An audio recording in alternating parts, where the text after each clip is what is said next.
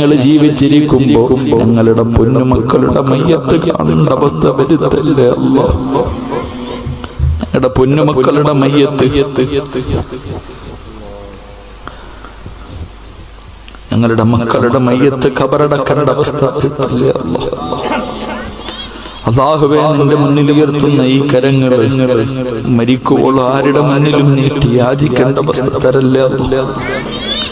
പള്ളിയുടെ മുന്നിൽ പോയിരുന്നിട്ട് സംഘടനകൾക്ക് അപേക്ഷ കൊടുത്തിട്ട് പിരിവെടുത്തിട്ട് കുടുംബത്തും പോറ്റേണ്ട അവസ്ഥ തരല്ലേ അല്ലാഹ്. അല്ലാഹുവേ, ഞങ്ങളുടെ ഇസ്സത്ത് നീ നിലനിർത്തണേ റഹ്മാനെ. ആരെയും നീ കടക്കാരാക്കി മരിപ്പിക്കല്ലേ റബ്ബേ. അല്ലാഹുവേ, പടച്ചവനെ റബ്ബേ, ഞങ്ങൾ ആരെയും നീ മുനാഫിഖീങ്ങളിൽ പെടുത്തരുത്. നരകത്തിൽ ഏറ്റവും വലിയ ശിക്ഷ കാഫിറിനല്ല, മുനാഫിക്കിന്.